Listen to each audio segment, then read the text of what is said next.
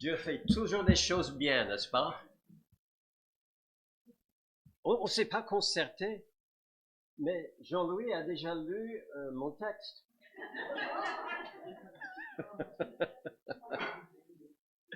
Qui est tiré de la Genèse. Et si je vous parlais de la Genèse, vous penseriez à quoi? Ah oui, oui, oui, oui, oui.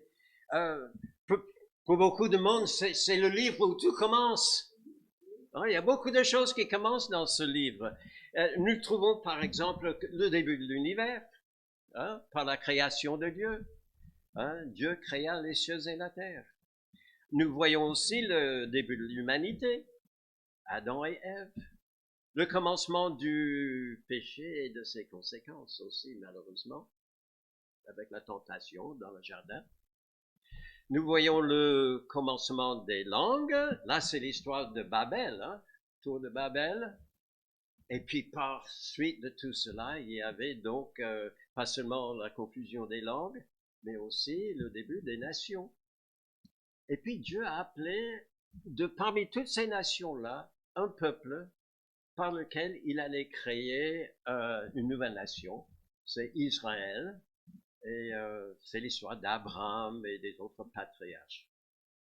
Mais surtout, je pense que ce qui nous touche, c'est que c'est dans ce livre-là, pas dans Jean chapitre 3, verset 16, que tout le monde connaît et qui est un excellent verset, mais bien avant, Dieu a déjà révélé qu'il avait un plan pour notre salut. Et ça, c'est quelque chose de formidable. Ça commence dans les toutes premières pages du livre de la Genèse. Donc, le livre porte bien son nom. Genèse signifie naissance ou origine. Et malgré toutes ces choses dont on voit l'origine dans le livre, il y a l'origine, une origine, je vais le dire comme ça, une origine que nous ne voyons pas. Et pourtant, ça existe.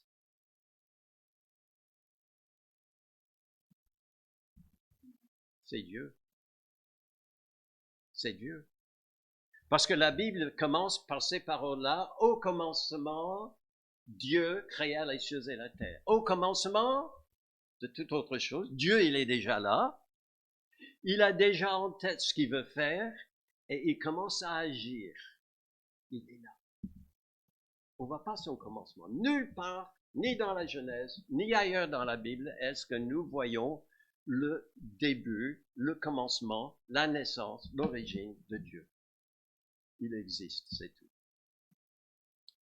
Alors, pour ne pas empiéter sur le travail de Jean-Louis, on va revenir sur le texte qu'il a lu et on va lire ce premier chapitre-là, hein, Genèse chapitre 1, jusqu'au verset 3 du chapitre 2. Si vous avez votre Bible, vous pouvez le suivre dans votre Bible. Je vais l'afficher ici aussi sur l'écran si vous ne l'avez pas. Et je pense que nous venons de chanter tout en toi est beauté, tout en toi est grandeur, tout en toi est merveilleux pour moi. Mon désir ce matin, c'est que nous puissions nous émerveiller de ce grand Dieu. Parce que c'est vrai, les premiers chapitres de la Genèse racontent l'origine de plein de choses. Mais les premiers chapitres nous mettent surtout en contact avec celui qui est au-dessus de toutes choses, notre Dieu. Et c'est lui qui nous parle dans ce chapitre. On va le relire et je pense que vous allez vous émerveiller déjà du fait que Dieu ait voulu se présenter à nous, tout simplement. Avant de lire, je vous raconte une petite histoire un peu personnelle. Je me souviens de l'époque où j'ai connu celle qui est devenue mon épouse. Je l'avais vue. Je ne pense pas qu'elle m'avait remarqué. Hein. On était dans un institut biblique. Il y avait plein d'autres garçons plus talentueux, plus beaux, etc., plus forts que moi. Elle m'avait certainement... Mais je l'avais remarqué, moi. Hein. Et Mais il fut un moment où je voulais me rapprocher d'elle pour la connaître davantage. Je ne sais pas si elle a voulu, mais au moins moi je voulais. Alors Dieu a organisé les choses qu'un jour, c'est pas moi qui l'ai organisé du tout, mais nos chemins se sont croisés et on a pu se rencontrer, on a pu se parler et ça n'a pas arrêté depuis. On se parle toujours. Et c'est ce que Dieu fait dans ce passage-là. Lisons là. Au commencement, Dieu créa les cieux et la terre. La terre était informe et vide, il y avait des ténèbres à la surface de l'abîme, et l'Esprit de Dieu se mouvait au-dessus des eaux. Dieu dit que la lumière soit, et la lumière fut. Dieu vit que la lumière était bonne, et Dieu sépara la lumière d'avec les ténèbres. Dieu appela la lumière jour, et il appela les ténèbres nuit. Ainsi, il y eut un soir, il y eut un matin, ce fut le premier jour. Très bien. Et c'est pas l'affaire, parce que Dieu continue à parler. Dieu dit qu'il y ait une étendue entre les eaux, et qu'elle sépare les eaux d'avec les eaux. Et Dieu fit l'étendue entre les eaux qui sont au-dessous de l'étendue, d'avec les eaux qui sont au-dessus de l'étendue. Et cela fut ainsi. Dieu appela l'étendue ciel. Ainsi, il y eut un soir et il y eut un matin. Ce fut le second jour. Dieu dit que les eaux qui sont au-dessous du ciel se rassemblent en un seul lieu et que le sec paraisse. Et cela fut ainsi. Dieu appela le sec terre et il appela l'amas des eaux mer. Dieu vit que cela était bon. Puis Dieu dit que la terre produise de la verdure, de l'herbe portant de la semence, des arbres fruitiers donnant du fruit selon leur espèce et ayant en eux leur semence sur la terre. Et cela fut ainsi. La terre produisit de la verdure, de l'herbe portant de la semence selon son espèce, et des arbres donnant du fruit et ayant en eux leur semence selon leur espèce. Et Dieu vit que cela était bon. Ainsi, il y eut un soir et il y eut un matin. Ce fut le troisième jour. Rassurez-vous, il n'y en a que 6. Hein? Dieu dit qu'il y ait des luminaires dans l'étendue du ciel pour séparer le jour d'avec la nuit. Que ce soit des signes pour marquer les époques, les jours, les années, et qui servent de luminaires dans l'étendue du ciel pour éclairer la terre. Et cela fut ainsi. Dieu fit les deux grandes luminaires, le plus grand luminaire pour présider au jour et le plus petit luminaire pour présider à la nuit. Il fit aussi les étoiles. Dieu les plaça dans l'étendue du ciel pour éclairer la terre, pour présider au jour et à la nuit, et pour séparer la lumière d'avec les ténèbres.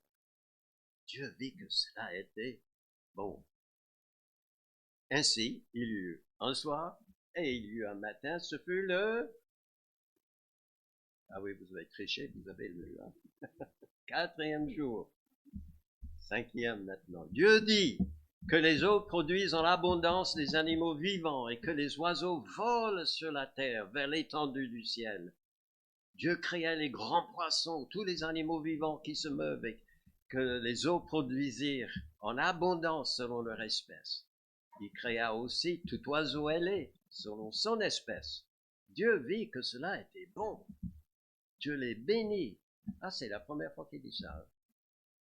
Dieu les bénit en disant, soyez féconds, multipliez, remplissez les eaux des mers, et que les oiseaux multiplient sur la terre. Ainsi, il y eut un soir, et il y eut un matin, ce fut le cinquième jour. Dieu dit que la terre produise des animaux vivants selon leur espèce, du bétail, des reptiles et des animaux terrestres selon leur espèce. Et cela fut ainsi. Dieu fit les animaux de la terre selon leur espèce, le bétail selon son espèce, et tous les reptiles de la terre selon leur espèce. Dieu vit que cela était bon. Puis, Dieu dit, faisons l'homme selon notre image. Ça, c'est unique aussi. Hein. C'est la seule fois qu'il dit quelque chose comme ça. Faisons l'homme selon notre image, selon notre ressemblance, et qui domine sur les poissons de la mer, sur les oiseaux du ciel, sur le bétail, sur toute la terre, et sur tous les reptiles qui rampent sur la terre. Et donc Dieu créa l'homme à son image. Il le créa à l'image de Dieu. Il créa l'homme et la femme. Dieu les bénit, et Dieu leur dit, soyez féconds, multipliez, remplissez la terre et assujettissez-la, et dominez sur les poissons de la mer, sur les oiseaux du ciel, sur tout animal qui se meut sur la terre. Et Dieu dit, voici, je vous donne toute herbe portant de la semence et qui est à la surface de toute la terre, et tout arbre ayant en lui du fruit d'arbre et portant de la semence. Ce sera votre nourriture. Et à tout animal de la terre, à tout oiseau du ciel, et à tout ce qui se meut sur la terre, ayant en soi un souffle de vie, je donne toute herbe verte pour nourriture. Et ça a été différent à l'époque. Hein. Notre alimentation est différente aujourd'hui, n'est-ce pas? Mais pas seulement pour nous, et même pour les animaux. Hein? Et tout animal de la terre, je reprends, à tout oiseau du ciel et à tout ce qui se meut sur la terre, ayant en soi un souffle de vie, je donne toute herbe verte pour nourriture. Et cela fut ainsi. Dieu vit tout ce qu'il avait fait, et voici, cela a été très bon.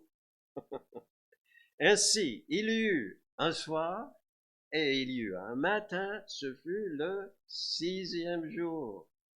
Le récit continue parce qu'il y a 7 jours en tout, dans le chapitre 2 où nous lisons « Ainsi fut achevé les cieux de la terre et toute leur armée. » Dieu acheva au 7e jour son œuvre qu'il avait faite. Et il se reposa au 7e jour de toute son œuvre qu'il avait faite. Dieu bénit le 7e jour et il le sanctifia parce qu'en ce jour il se reposa de toute son œuvre qu'il avait créée en notre présence. Il était travailleur, notre Dieu. Hein? Il a fait de belles choses, de grandes choses. Avant d'examiner ça un petit peu, eh bien, je vous demande de vous incliner dans la prière. Notre Dieu, merci ce matin pour ce texte que nous connaissons bien, c'est sûr. Mais nous voulons, Seigneur, que tu nous ouvres notre esprit, non pas seulement pour voir toute la beauté de la nature autour de nous, mais pour te voir tel que tu es, tel que tu te présentes à nous dans ce passage. Au nom de Jésus-Christ. Amen.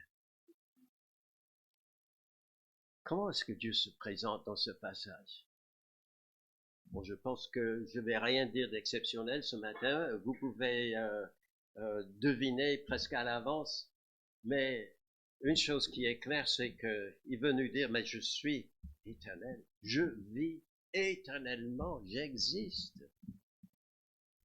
C'est pas seulement dans ce passage, nous rencontrons ce Dieu qui existait avant même la création de toutes choses, mais ailleurs dans la Bible également, Abraham un jour, il est dit un peu plus tard dans la Genèse qu'il a planté des tamaris à Beersheba. Tamaris, c'est un arbrisseau, ça peut devenir assez grand, mais il a planté ça. Beersheba, c'est pas loin du sud de la bande de Gaza. D'accord? Vous vous situez un peu. Allons un petit peu vers la même ordre. Et là, il a planté des tamaris. Et l'ayant fait, il invoqua là le nom de l'Éternel, comment? Dieu de l'éternité. Dieu de l'éternité. Le psalmiste également, il a reconnu en disant avant que les montagnes soient nées, que tu aies créé la terre et le monde, d'éternité en éternité, tu es Dieu. En lisant cela, je me dis, c'est un peu maladroit de le dire comme ça. D'éternité en éternité. l'éternité n'est pas un espace-temps qu'on peut fixer à un moment et une autre éternité plus tard. Mais bon, comment est-ce que nous pouvons le dire? Je ne pouvais pas le dire mieux que ça. En tout cas, je pense que ce qui veut dire aussi lointain dans le passé que vous pouvez imaginer est bien plus longtemps que ça, jusqu'à aussi lointain dans l'avenir que vous pouvez imaginer. Et encore, Dieu est là. Quand Moïse a voulu connaître Dieu et connaître son nom, qu'est-ce qu'il a dit? Je suis celui qui suis.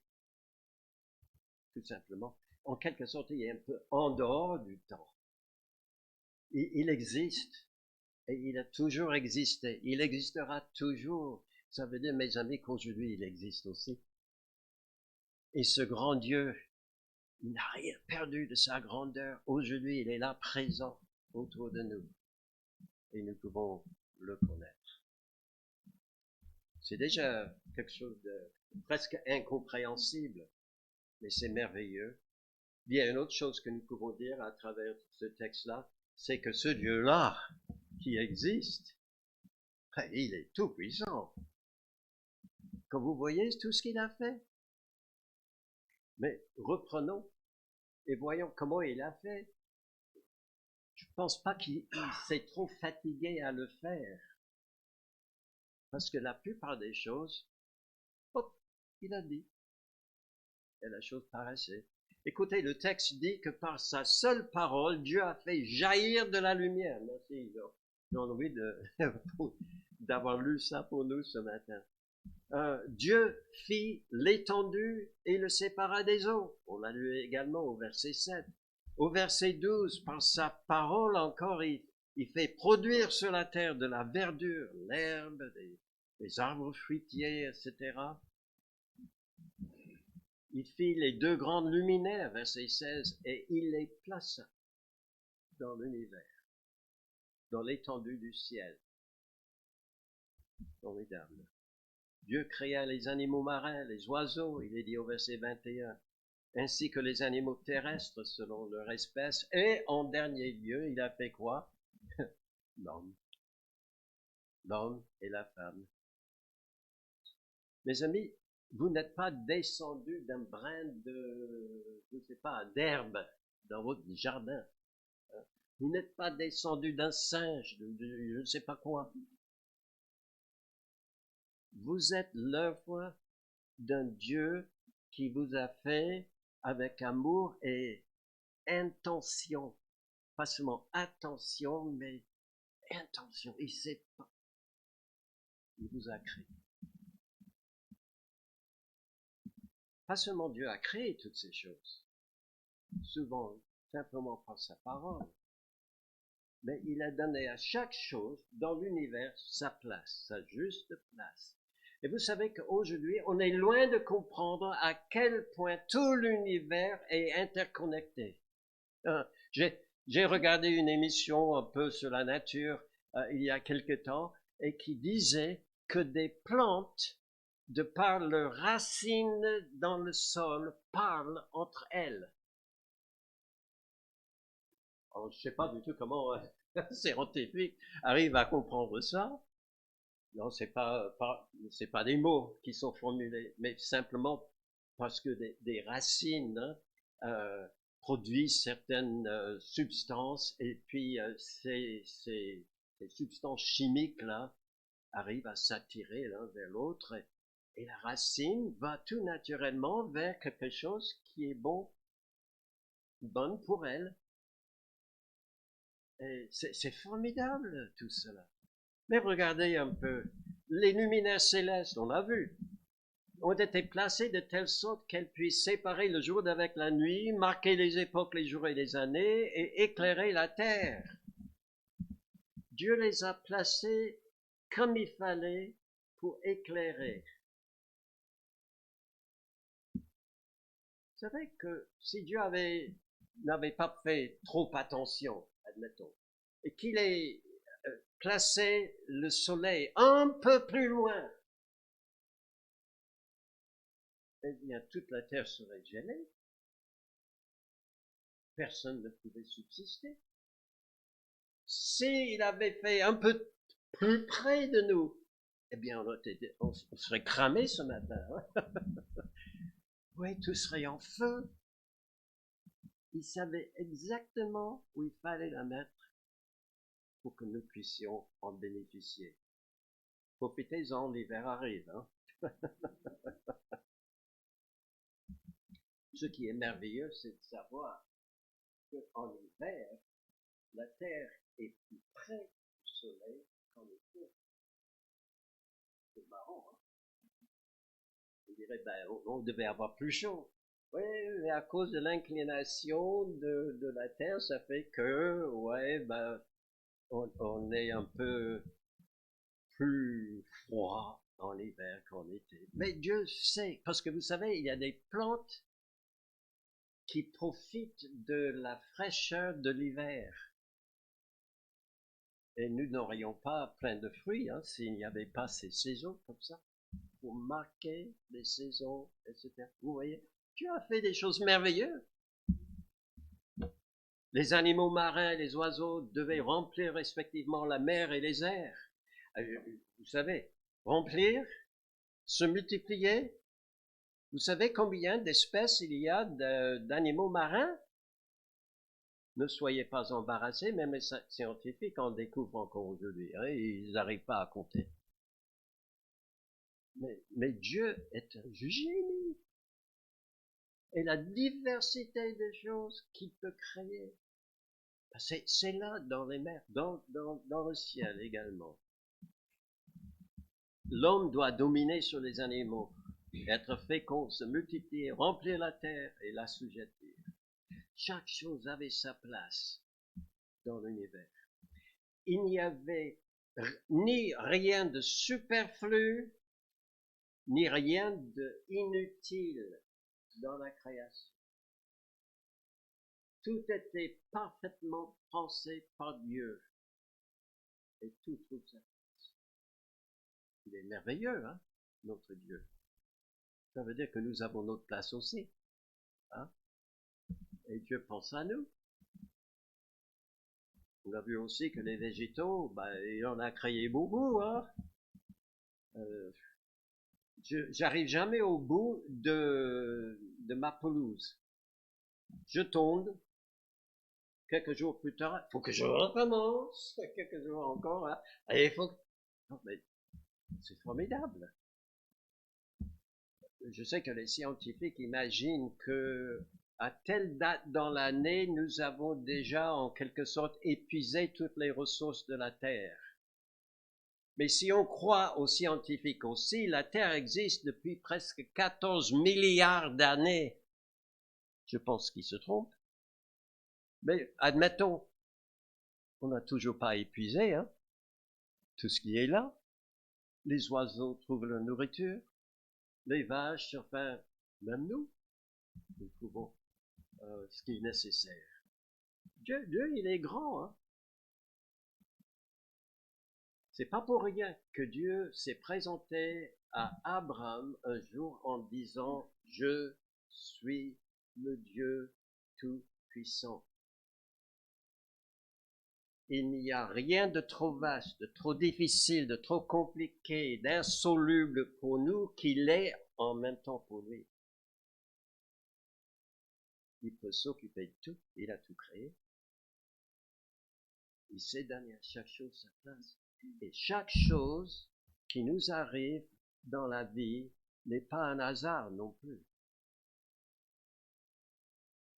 Il nous fait vivre de bonnes choses, de choses plus compliquées quelquefois, mais tout est pour notre bien. Loué soit Dieu. Il existe depuis toujours. Il est le Tout-Puissant. Mais mes amis, il nous parle ici. Alors, je ne sais pas si vous vous êtes rendu compte en écoutant la lecture ce matin ou en suivant avec moi sur l'écran, mais cette description est écrite, excusez-moi le grammaire, à la troisième personne. Si c'était à la première personne, il aurait dit, moi j'ai fait, moi j'ai dit, moi j'ai béni. Ah non, si c'était la deuxième personne, toi tu l'as fait. Mais il dit, Dieu, lui. Donc le texte est écrit comme par une personne qui était en dehors, mais qui regardait faire, qui observait Dieu. Mais une question, qui était là pour observer? Ah, il n'y avait que Dieu. Il savait ce qu'il avait dans son cœur à faire, et il a réalisé, mais il n'y avait personne à côté de lui, hein, pour observer et de prendre des notes. Pas du tout. Mais quelqu'un a écrit ce que nous avons lu. C'est qui? Ben, c'est Moïse. Mais mes amis, Moïse, il vivait des siècles et des siècles et des siècles plus tard. Comment il a su? Il y a une seule explication, c'est que Dieu lui en a fait la révélation. Dieu lui a dit, et là, il a pris son petit calepin, ou je ne sais pas sur quoi il écrivait, et puis il notait. Dieu a dit ceci, Dieu a fait cela. Dieu donne ici son propre témoignage de ce qu'il a fait. Quand il parle, il a une parole qui est quelquefois créatrice. Que la lumière soit et la lumière fut, hein, etc. Mais il communique aussi, comme nous faisons entre nous. Hein. Je pense qu'à la fin du culte, on va prendre un petit moment pour discuter un petit peu entre nous et on va communiquer. Mais quand on communique comme ça signifie quoi? Que nous nous intéressons les uns aux autres. Hein? C'est pas étonnant que nous voyons au moins 15 fois, rien que dans le premier chapitre, qu'il y a une expression comme Dieu dit, Dieu appela ce qu'il avait créé, jour, nuit, luminaire, etc. Il est béni 15 fois. C'est à peu près une fois tous les 2 versets. Mais des fois, il y a plus d'espace entre les expressions et c'est plusieurs fois dans le même verset. C'est incroyable. C'est que Dieu nous aime. C'est que Dieu s'intéresse à nous. Il a parlé pour créer. Après, il a révélé tout ce qu'il avait dit créé par sa parole à Moïse. Et il a dit, Moïse, tu écris ça. Tu notes ça. Parce qu'un jour, à Maroc-sur-Seine, qui n'existait pas encore à l'époque, un jour, à Maroc-sur-Seine, il y aura des personnes qui ne le savent pas, peut-être, ou qui voudraient avoir une explication des origines de toutes choses. Écris-le, écris-le. Il nous aime. Alors je peux modifier mon intitulé de ce point en disant non pas seulement qu'il nous parle, mais disons, il nous parle parce qu'il nous aime. Il s'intéresse à nous. Il veut communiquer avec nous. C'est ce que nous découvrons ailleurs dans la Bible. J'ai pas le temps de marquer toutes les fois dans la Bible où il est question que Dieu parle aux autres.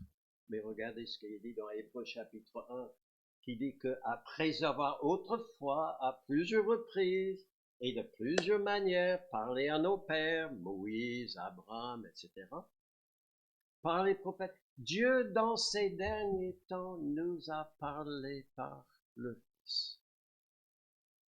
Et on a lu ce matin, je crois, dans le texte où on a voulu souligner que Dieu est lumière, que dans le même texte, il est dit par rapport à Jésus-Christ.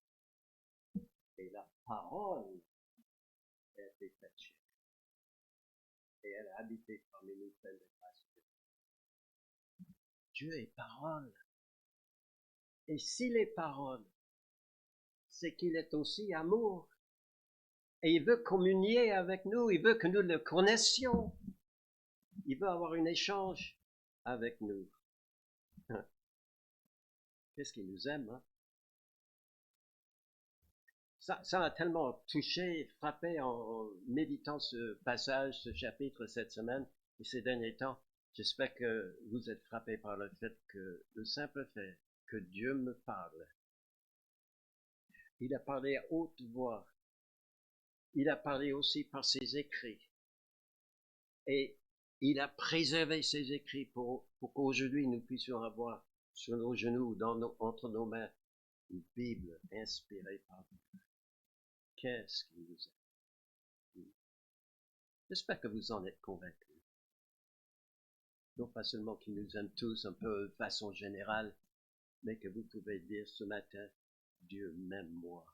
Je ne sais pas pourquoi, mais il me le dit. Il m'aime. Alors est-ce que vous voulez le connaître? Hein? Je ne savais pas à l'époque. Je me suis trouvé finalement en face de Karine, si elle s'intéressait à moi ou pas. Mais j'ai trouvé que, bon, dans la grâce de Dieu encore, eh bien, on s'est retrouvés l'un dans l'autre et on s'est mariés. Et ça fait plus de 50 ans maintenant qu'on se parle. Dieu nous parle encore aujourd'hui. Tout cela, vous ajoutez ensemble toutes ces choses qu'on a déjà vues. Et vous allez découvrir que ce Dieu, cet être-là qui existe depuis toujours, bien, cet être, c'est un être personnel. Il existe, il est vivant, il agit, il accomplit ce qu'il veut faire, il nous parle. Je tourne mon gazon, mais je ne lui parle pas. Hein. Non, parce que c'est impersonnel, l'herbe. Il voit. Parce qu'il a pris le temps à la fin de chaque journée. Vous l'avez lu, on l'avait un peu souligné dans la lecture aussi. Il voyait ce qu'il avait fait, il a trouvé, ah ben, tout était bon, même très bon. Il aime. Il est infiniment bon et super intelligent, sage. Alors, vous ne pouvez dire tout ça que d'une personne.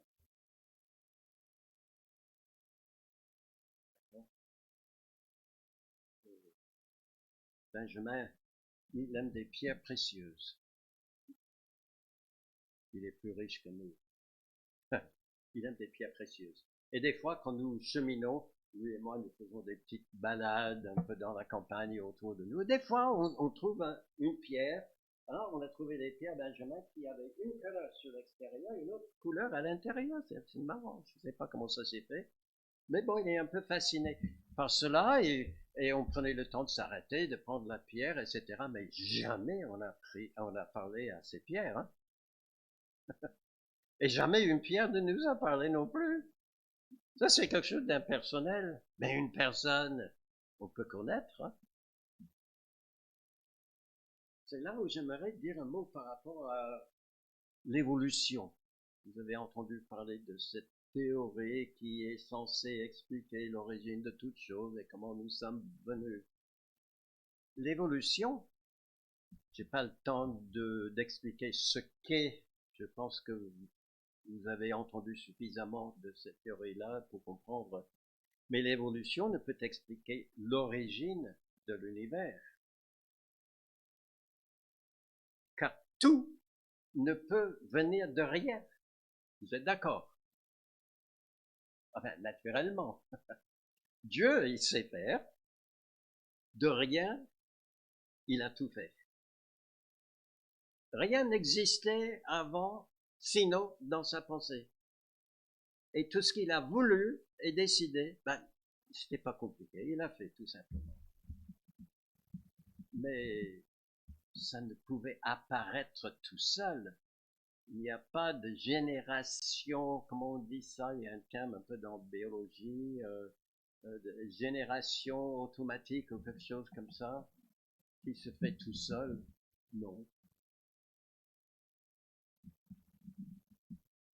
Et le néant, le zéro, comme mon père disait dans le temps, le néant c'est un peu comme un rond, comme un grand zéro sans le rond. Il n'y a plus rien. Il était très intelligent, mon père. Mais quand on parle d'évolution, si tu prends un néant, comment ce néant peut-il évoluer? Il ne peut pas. C'est pas possible. Cette explication très populaire, très à la mode aujourd'hui, et je suppose que dans les écoles, on l'enseigne encore. Quoique, j'aimerais bien un jour peut-être avoir l'occasion de vous dire combien il y a de scientifiques qui abandonnent cette théorie de l'évolution et de la sélection naturelle, comme on dit. Ils abandonnent, ça ne marche pas. Ils se rendent compte.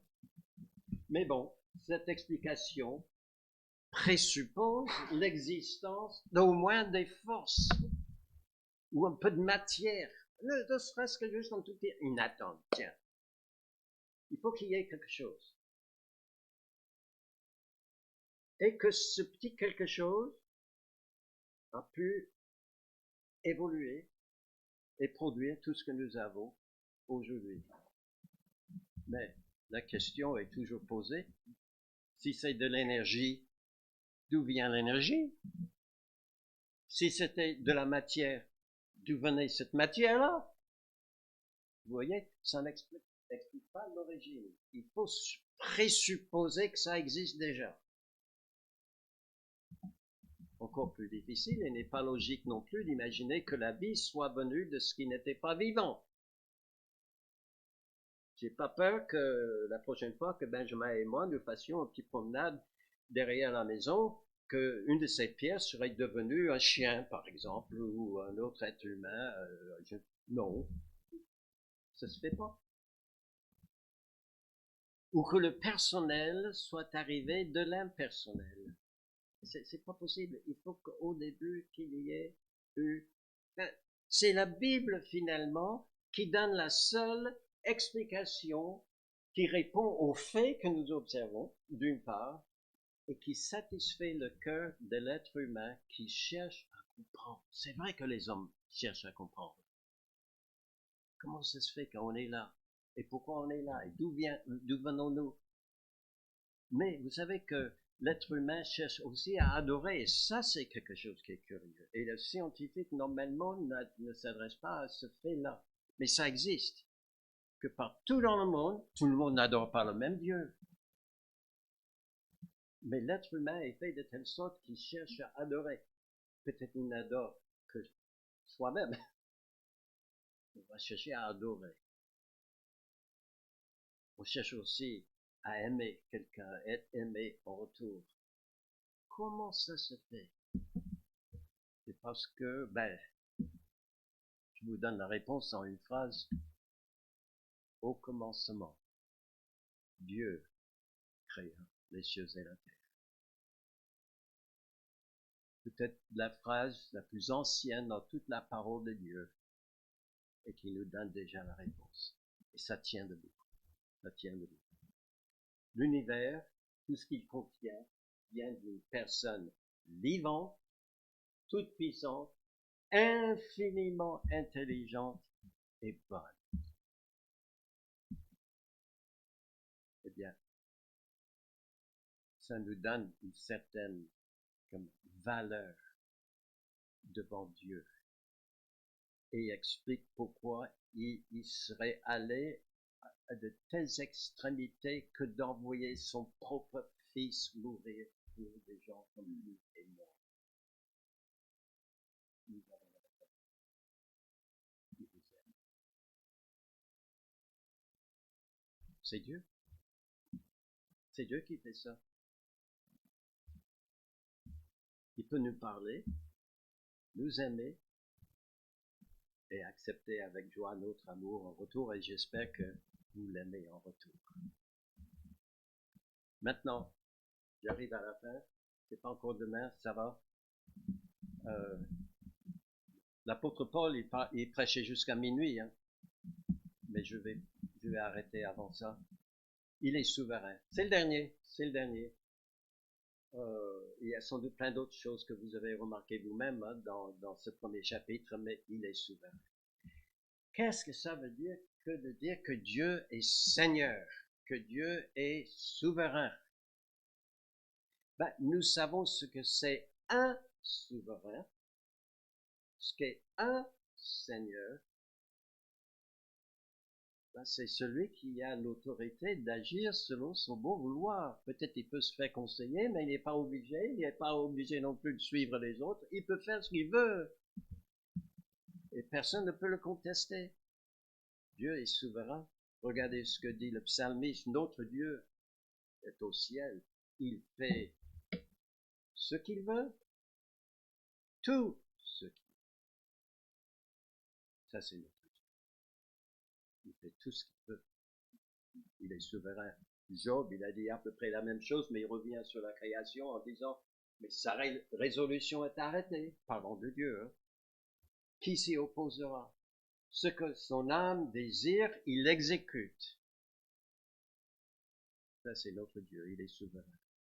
Et puis l'apôtre Paul, dans l'épître aux Romains, vraiment, il se met à louer Dieu en disant, ô profondeur de la richesse, de la sagesse et de la science de Dieu, que ses jugements sont insondables et ses voies incompréhensibles, car qui a connu la pensée du Seigneur? Ou qui a été son conseiller?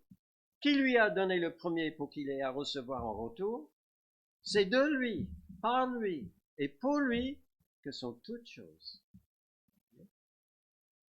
À lui la gloire dans tous les siècles. Ces premiers chapitres de la Genèse, il ne doit pas seulement nous émerveiller de la grandeur de la nature que nous voyons autour de nous, mais doivent nous faire tomber à genoux devant ce grand Dieu. Qu'est-ce que tu es grand. Et je suis content de te connaître. Et je suis reconnaissant de ton amour. La Genèse, finalement, est l'histoire d'un Dieu souverain, ou le Dieu souverain qui agit dans l'histoire de toute l'humanité, mais aussi dans celle des patriarches, et c'est comme ça que nous pouvons voir le développement de ce livre. Dans les chapitres 1 à 11, ça traite toute l'humanité, mais regardez la souveraineté de Dieu. Il est souverain dans la création, comme nous le remarquons aujourd'hui. Qui lui a dit, Seigneur, tu devais faire comme ça et ça? Personne. Il a fait ça de son propre chef, de sa propre responsabilité, pour son bon plaisir, et l'ayant fait, il a dit, ça c'est bon, ça c'est bon. Il est souverain dans l'ordre qu'il a donné à l'homme, ça on l'a pas vu encore. On le verra peut-être la prochaine fois. Parce qu'il lui avait dit, tu mangeras. On a vu son régime alimentaire un peu aujourd'hui. Mais tu mangeras de tous les arbres du jardin que vous voulez, sauf un. Tu ne mangeras pas de celui-là. Qui lui a dit d'imposer ça? La personne. Mais dans sa bonne volonté, il a dit, je vais mettre l'homme à l'épreuve. Et s'il m'obéit, tant mieux, mais s'il ne m'obéit pas, ben, il a décidé aussi de son choix souverain d'imposer une punition. Ensuite, Dieu est souverain dans le jugement de l'humanité lors du déluge. Ça, il y a 4 grands événements hein, dans les 11 premiers chapitres. Il y a la création, il y a la chute d'Adam et d'Ève, il y a la tour de Babel, et puis après, il y a aussi l'histoire de déluge et tour de Babel. Et chaque fois, on voit que Dieu agit, Dieu contrôle, Dieu décide. Il est souverain. Est-ce qu'il est moins souverain aujourd'hui? Tant mieux. Tant mieux. Est-ce que vous aimeriez prendre sa place? Est-ce que tout marche selon dans le monde comme vous le souhaiteriez? Non plus. Mais est-ce que vous êtes convaincu que vous pouvez faire mieux que lui? Alors merci Seigneur, tout est entre tes mains. Et je crois en ce que la Bible dit, toutes choses concourent au bien pour ceux qui aiment Dieu, ce Dieu souverain. Ça, c'est les 11 premiers chapitres. Dans toute la suite de ce livre, 12 à 50, il y a 4 grands personnages. Ce sont des patriarches. Et à chaque fois, il est souverain dans la conduite de leur vie. Il était souverain dans l'appel d'Abraham. Il aurait pu choisir quelqu'un de plus grand, qui avait une famille plus nombreuse. Il n'y avait pas une famille nombreuse à Abraham, hein? Il n'y avait personne. Il était épousé et puis c'était tout. Mais il a choisi celui-là. Il l'a appelé. Il l'a béni. Celui qui te bénira, je le bénirai. Celui qui te maudira, je le maudirai aussi. Tu serais en bénédiction pour le monde entier. Hein? Ça, c'est dans la grâce, la bonté, souveraineté de Dieu. Et puis Dieu est souverain dans la naissance d'Isaac. Ah, là, c'est le fils d'Abraham. Mais Abraham ne pouvait pas avoir d'enfant. Parce que sa femme était stérile. Et puis, de toute façon, Dieu a fait tarder les choses pour que finalement il était trop âgé de toute façon. Mais Isaac est né quand même. Pourquoi? Dieu l'a voulu. Notre Dieu est dans les cieux. Il fait tout ce qu'il veut. Il a fait naître ce Isaac. Et puis Jacob, je mets dans la garde de Jacob. Pensez un instant, nous aurons l'occasion de l'examiner peut-être. Mais combien de fois il était mal conseillé, il était haï, il était trompé, etc. Un gars comme ça, si moi je devais vivre la vie qu'il avait, moi je pense que j'aimerais peut-être mettre fin à une vie comme ça. Jacob, il a dit vers la fin de sa vie, toutes ces choses sont contre moi. Et pourtant, Dieu l'a gardé. Dieu l'a gardé. Dieu l'a gardé. Les descendants de Jacob, qu'on parle de milliers, de millions, c'est un peuple que nous appelons des Juifs, qui forment une nation que nous appelons Israël. Ah, d'où vient le nom d'Israël? C'est le deuxième nom que Dieu a donné à Jacob. Vous imaginez? Haï, trompé, etc., etc. Et pourtant, en quelque sorte, il est encore là, à travers ses descendants. Dieu est souverain dans l'abaissement et l'élévation de Joseph aussi. Alors, il a connu des difficultés, des jours vraiment où il était dans le creux de la vague et d'autres jours où Dieu a fait de lui gouverneur du plus puissant royaume de la terre. Notre Dieu est grand.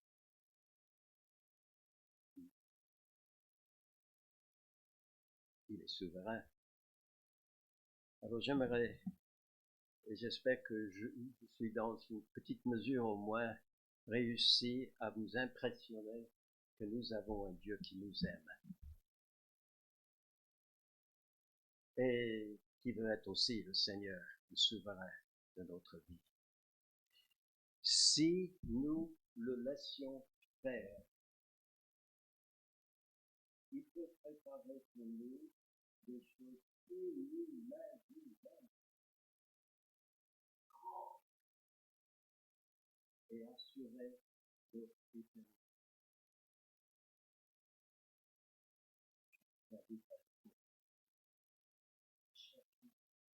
À le connaître et à faire de lui. Merci notre Dieu pour ce premier chapitre. C'était un peu long ce matin, mais Seigneur, tu sais, il y a tellement de belles choses dans ce chapitre par rapport à toi, et tu es un être infini dans tous tes attributs.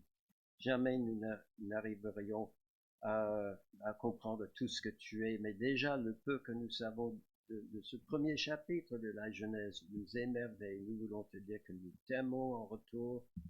Seigneur, nous voulons t'aimer davantage. Aide-nous à le faire. Nous voulons nous confier davantage à toi. Mais tu sais, des fois, c'est compliqué la vie et il nous arrive, comme bien d'autres, à douter de toi. Pardonne-nous, Seigneur.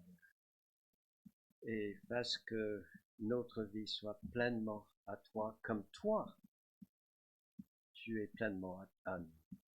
Au nom de Jésus-Christ. Amen.